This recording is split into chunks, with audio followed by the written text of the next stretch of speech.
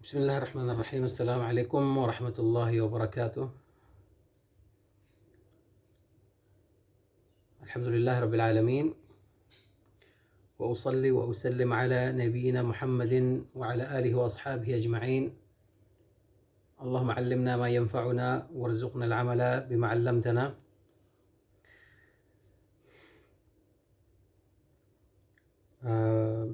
Pelajaran kita hari ini, namun sebelumnya Ana minta maaf karena tidak bisa hadir dalam pelajaran di hari ini, hari Senin. Maka Ana menggantikan kehadiran Ana dengan mengirim video ini. Semoga bermanfaat. Ya, sebenarnya Ana tidak bisa menambah pelajaran di sini, hanya saja Ana ingin lebih menceritakan sesuatu yang lebih detail dari beberapa tema di dalam buku Sirah Nabawiyah, Khulasa Nurul Yaqin,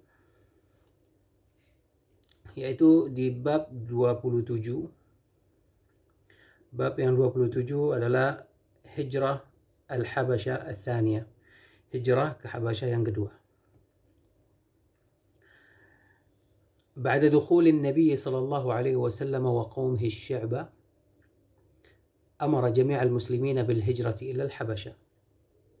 Setelah Nabi SAW masuk di dalam pemboikotan itu, Nabi memerintahkan para sahabatnya atau seluruh kaum muslimin untuk segera berhijrah ke Habasyah. Maka berhijrahlah pada hijrah tersebut jumlah dari laki-laki 73 dan 11 wanita, di antara mereka Ja'far bin Abi Talib. ولحق بهم مسلمو اليمن وهم أبو موسى الأشعري وبنو عمه. Lalu disusul oleh beberapa kaum muslimin dari Yaman setelah mendengar adanya hijrah kedua. Di antara kaum muslimin yang dari Yaman itu adanya seorang sahabat yang mulia, Abu Musa al-Ash'ari, wa banu ammihi, dan anak sepupu-sepupunya. Wa kanat hadhihi al-hijratu fi as-sanati as-sabi'ah min an-nubuwah. Dan hijrah tersebut terjadi pada tahun ke-7 kenabian. Kafilah ini dipimpin oleh Ja'far bin Abi Talib, yang mana beliau adalah sepupu Nabi SAW dan kakak kandung dari Sayyidina Ali bin Abi Talib. Ketika itu usia beliau 20 tahun dan ada sebagian ulama mengatakan 19 tahun. Ya, 19 maupun 20 ya, sama-sama usia beliau untuk memimpin sebuah kafilah. Dan merupakan adat zaman dulu ketika ada pemimpin kafilah datang meminta pertolongan atau suaka, di situ ada semacam pendekatan diplomasi, dan itu sudah dipertontonkan oleh Quraisy. Pada zaman itu sudah ada adab dalam berdiplomasi, dan itu akan kita bahas sekarang insyaallah. Setelah tiba di Habasyah, ya, disambut sampai kabar ke Najasyi, Raja Habasyah, bahwasanya ini kafilah kaum muslimin datang lagi untuk yang kedua kalinya dengan jumlah yang lebih banyak. Lalu Raja Najasyi seperti sedia kala menerima apa adanya kaum muslimin dan memberi perlindungan kepada mereka. Lalu setelah mereka beristirahat dan menginap, keesokan harinya mereka dipanggil untuk bertemu raja. Sebelum pertemuan tersebut, Raja Najasyi mengumpulkan para uskup, ya, karena Raja Najasyi waktu itu beragama Nasrani, mengumpulkan uskup-uskup, ya, untuk berkumpul dan menyaksikan sekaligus niat Najasyi adalah untuk menanyakan beberapa pertanyaan yang penting yang menyangkut tentang keimanan, menyangkut tentang keyakinan. Apa sebenarnya yang terjadi antara kaum muslimin dengan Quraisy, yang mana itu adalah suku Arab juga, Quraisy. Kenapa sampai sejauh ini sampai ada ancaman mau dibunuh dan lain sebagainya. Apa sih yang sebenarnya yang dibawa oleh Nabi Muhammad SAW. Maka dari itu itulah tujuan Najasyi untuk mengumpulkan para uskup untuk mendengar apa statement dari Ja'far, ya, dan mengcompare itu dengan agama Nasrani. Lalu Raja Najasyi bertanya, faqal, ma hadha ad-din alladhi faraqtum fihi qaumakum. Agama apa ini yang membuat kalian itu memisahkan diri dari kaum kalian atau terusir dari kaum kalian? Walam tadkhulu fi dini. Tidak ke kaum kalian dan kalian tidak masuk ke agamaku Nasrani. Wala fi dini ahadin min hadhil umam. Bahkan tidak masuk ke agama manapun di umat-umat manusia yang ada sekarang.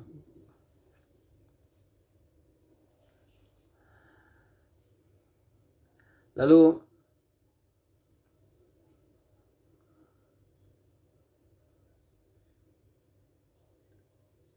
Ja'far bin Abi Thalib menjawab pertanyaan itu dengan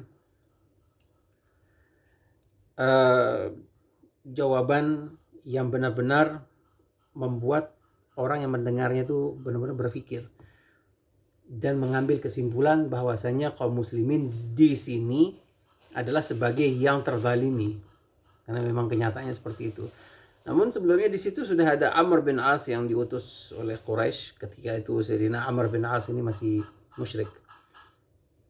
Sudah ada di Ethiopia, dan Amr bin As, utusan Quraisy ini, ya, yang ditugaskan untuk menjemput kaum muslimin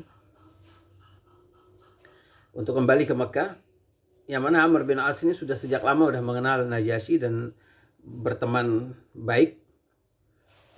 Dia juga karena Amr bin As ini adalah utusan Quraisy. Yang mana dulunya apa kata Amr bin As, Najasyi mengiyakan dan mempercaya ya Amr bin As, karena Amr bin As menjaga persahabatan itu dengan baik. Namun kali ini Amr bin As tidak bisa mengelak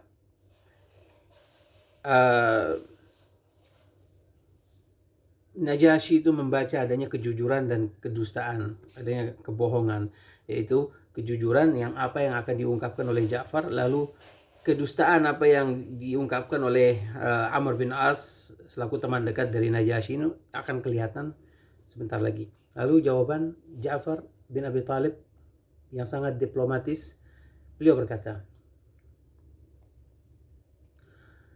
Ayyuhal Malik, wahai paduka raja, kunna qaumun ahla jahiliyah. Dulu kami adalah kaum dari jahiliyah. Na'budul asnam, kami menyembah berhala. Wa na'kulul maita, memakan bangkai. Wa na'til fawahish, berzina. Wa naqta'ul arham, memutuskan tali silaturahim. Wa nusi'ul jiwar, mengusik tetangga. Wa ya'kulul qawiyyu minna ad-dha'if, kami menindas orang yang kuat, menindas yang lemah. Fakunna ala dhalik, kami sungguh-sungguh berada di atas kegelapan seperti itu. Hatta ba'athallahu ilaina, sampai Allah mengutus kepada kami rasulan minna, seorang rasul dari golongan kami. Na'rifu nasabahu, kami kenal nasabnya. Wa sidqahu, dan kejujurannya. Wa amanatahu, dan amanatnya. Wa afafahu, dan kesuciannya. Fada'ana ilallahi, dia menyeru kami kepada Allah, linuwahhidahu, untuk mengesahkan Allah, wa na'budahu, dan menyembah Allah, wa nakhla'a ma kunna na'budu nahnu wa aba'una min dunihi minal hijara wal awthan, lalu melucuti atau menanggalkan segala sesuatu yang pernah kami lakukan dari peribadatan kepada berhala-berhala seperti yang dilakukan oleh kakek moyang kami.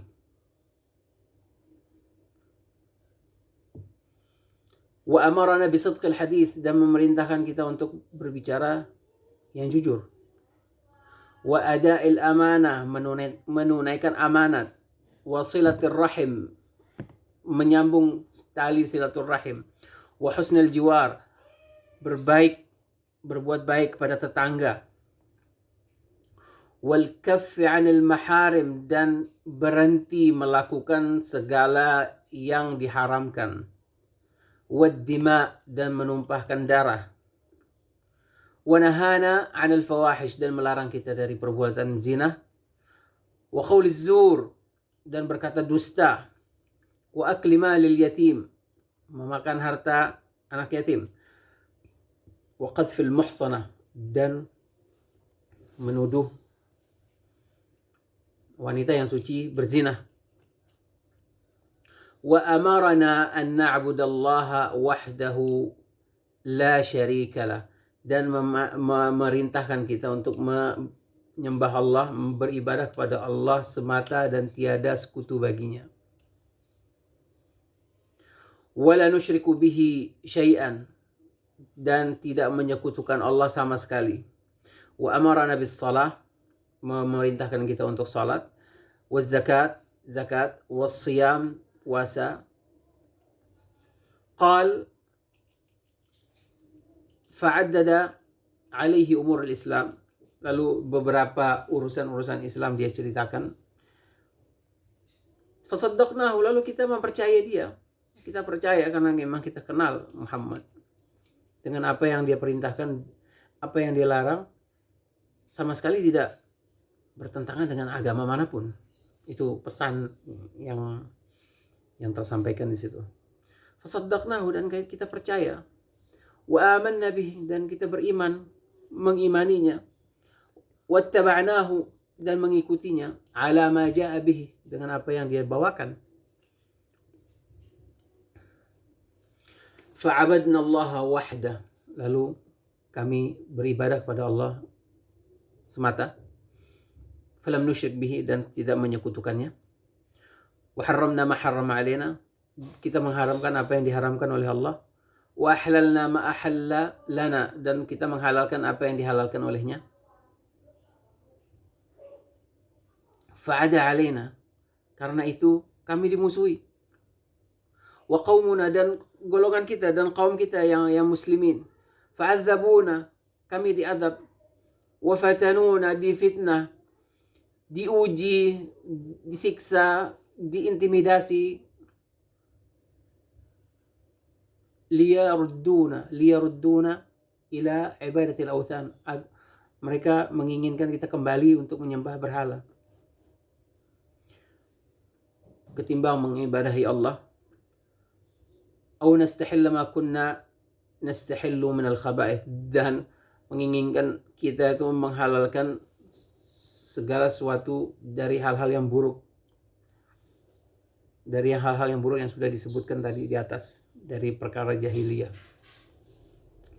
Maka Najasyi sudah mendengarkan argumen itu.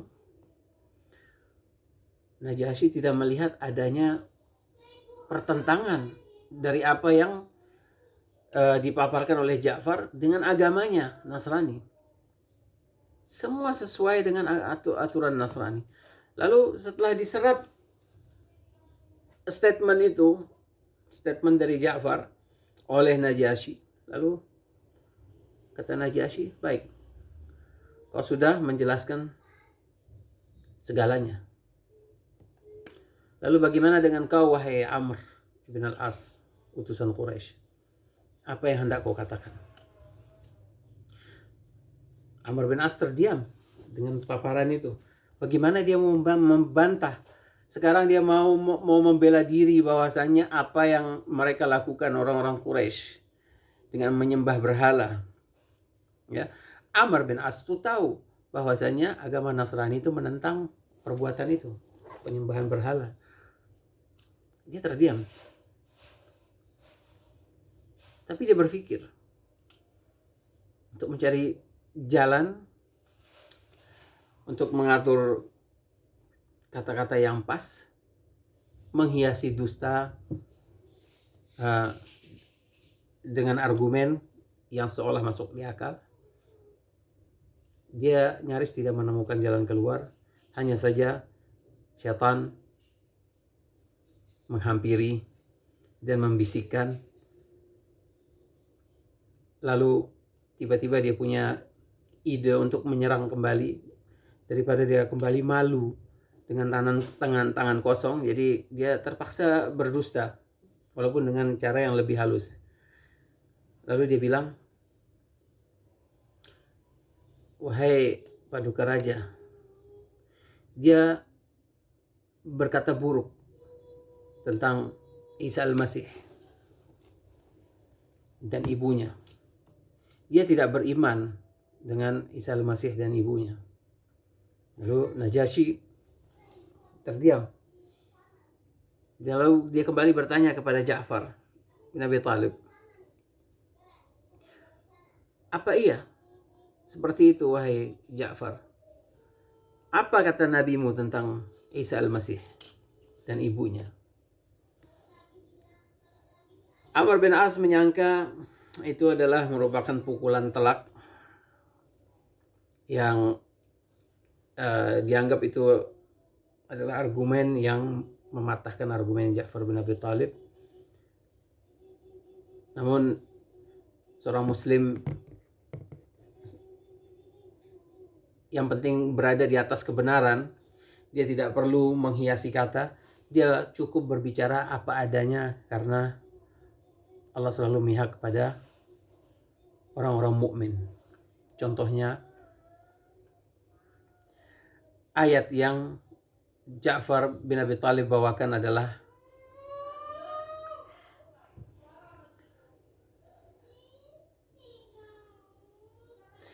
dari surat Maryam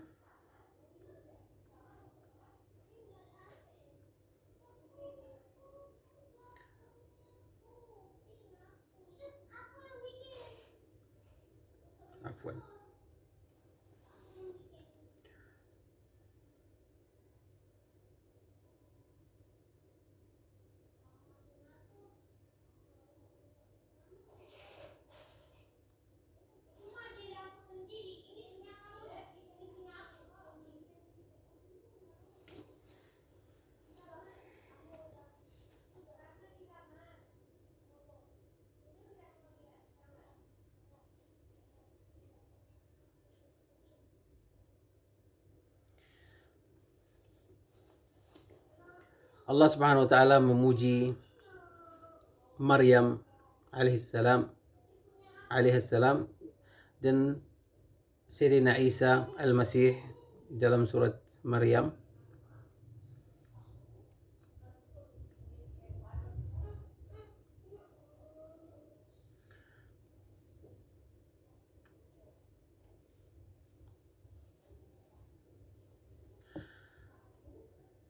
أعوذ بالله من الشيطان الرجيم وإذ قالت الملائكة يا مريم إن الله اصطفاك وطهرك واصطفاك على نساء العالمين يا مريم اقنتي لربك واسجدي واركعي مع الراكعين. Surat Al-Imran 43, 42, bukan surat Maryam. Al-Imran 43, 42, 43. Malaikat berkata, wahai Maryam, sesungguhnya Allah memilihmu dan mensucikanmu di atas wanita-wanita dunia. Wahai Maryam, uqnuti, tunduk kepada Allah, wasjudi, bersujudlah, warka'i ma'ar raki'in, dan sujudlah dan ruku'lah bersama orang-orang yang ruku'.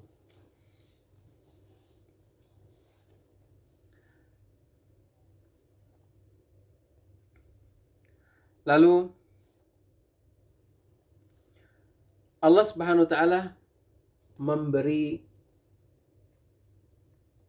kabar gembira untuk Maryam di dalam Al-Quran, dan itu juga diceritakan oleh Ja'far, untuk memberi sebuah masukan agar merubah sudut pandang Najasyi ya terhadap kaum muslimin atau agama Islam, agar tidak salah paham, agar tidak seperti yang dituduhkan oleh Quraisy atau yang dituduhkan oleh Amr bin As.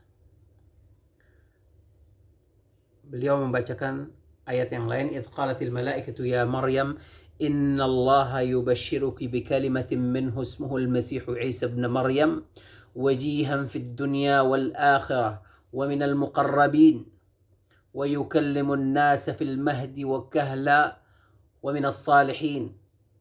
قالت رب أنى يكون لي ولد ولم يمسسني بشر قال كذلك الله يخلق ما يشاء إذا قضى أمرا فإنما يقول له كن فيكون. Berkata malaikat kepada Maryam, ya, selalu Allah menggunakan wa qalatil malaikah, itu padahal itu Allah Subhanahu wa taala yang memerintahkan malaikat untuk berkata kepada Maryam. Hanya saja di sini tidak dikatakan wa qala Allahu li Maryam, agar sedikit turun perkataan Allah ini bukanlah wahyu kenabian, hanya saja yang disebut ilham itu seperti ini, mengilhami. Ini ilham, di bawahnya wahyu, karena tidak ada nabi dari kalangan wanita. Ini menunjukkan bahwasanya Maryam adalah waliyah min awliyaillah. Allah memerintahkan malaikat untuk menyampaikan ilham ini kepada Maryam dengan berkata malaikat kepadanya, wahai Maryam, sesungguhnya Allah memberi engkau berita gembira dengan seorang anak yang akan kau lahirkan, bernama Al-Masih Isa ibn Maryam. Allah memberi nama itu sebelum ada wujudnya, memberi nama Isa sebelum terwujud. Wajihan fid dunya, adalah mulia sekali di muka bumi, di dunia. Wal akhirah, juga di akhirat. Wa minal muqarrabin, dia termasuk golongan orang-orang yang dekat sama Allah. Jadi ada level-level manusia di depan Allah. Ada al-muqarrabin, ada syuhada, ada salihin, ada al-qanitin, ada al-raki'in, al-sajidin, dan lain sebagainya. Ini al-muqarrabin, jadi orang-orang yang dekat. Jadi tinggal ngomong langsung dikasih sama Allah Subhanahu wa taala. Ini al-muqarrabin.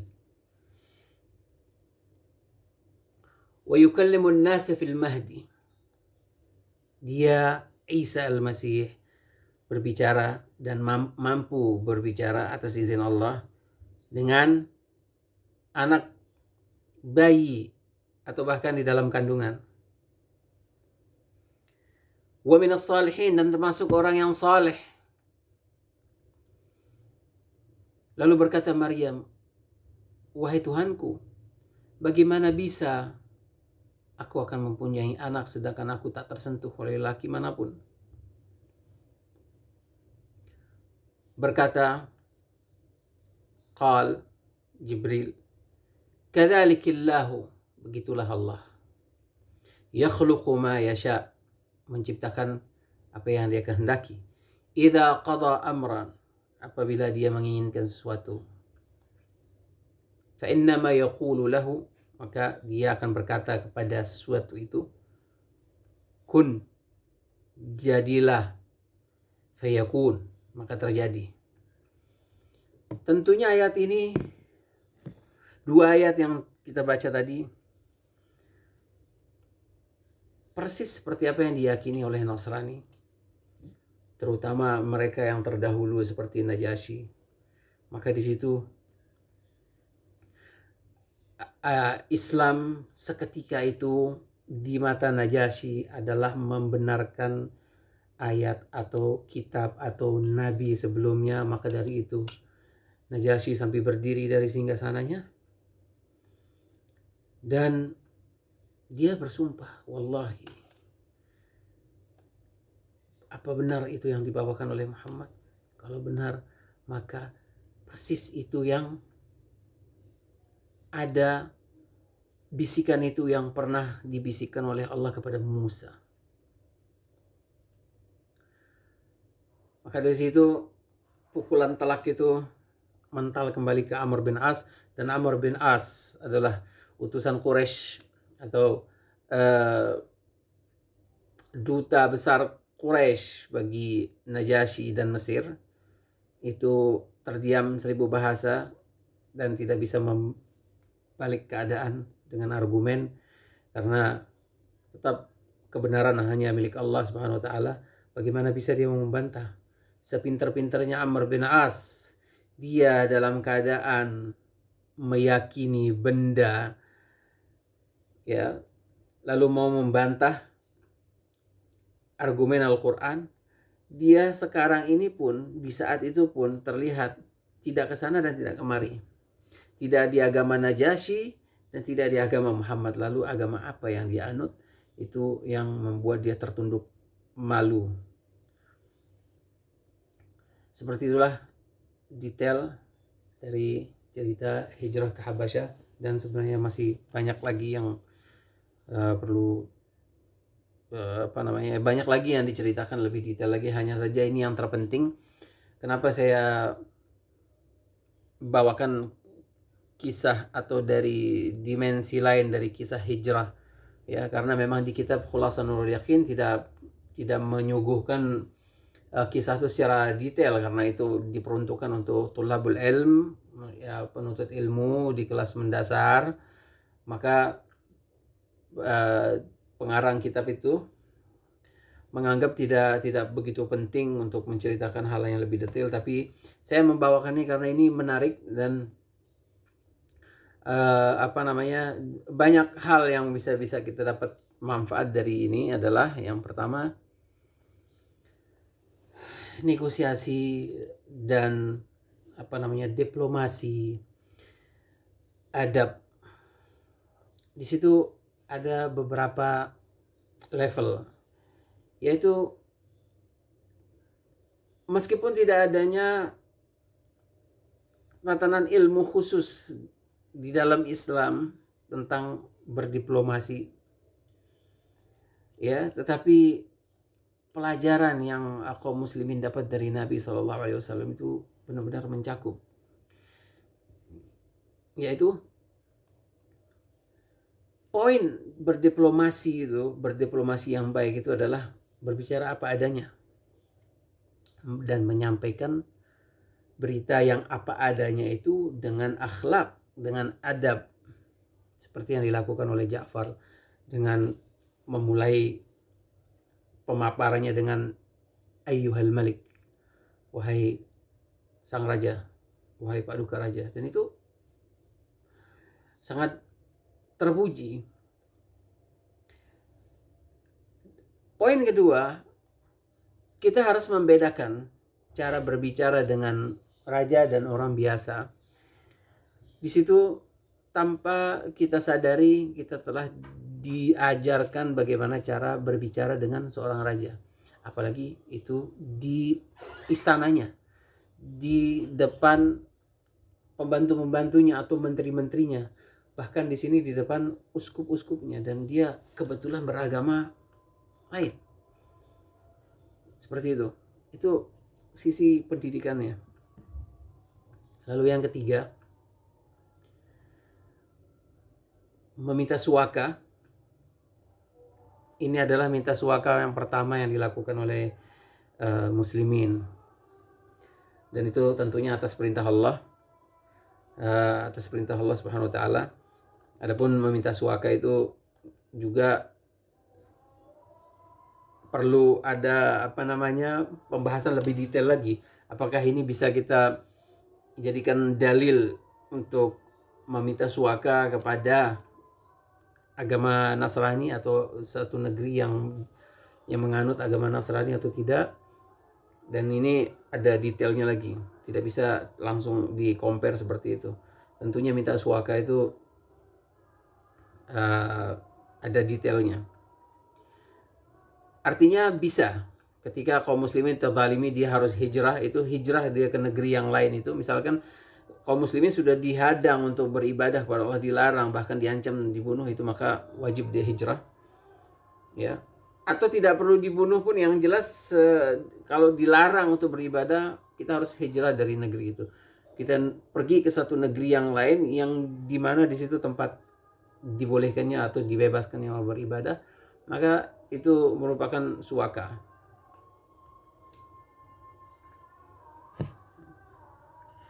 Lalu yang keempat adalah ayat yang dibacakan tadi adalah merupakan bukti bahwasanya agama Islam bukan menghapus agama sebelumnya, akan tetapi justru memperkuat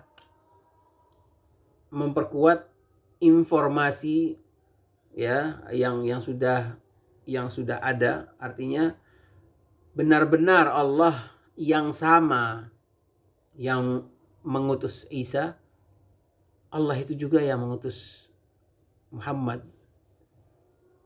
Dan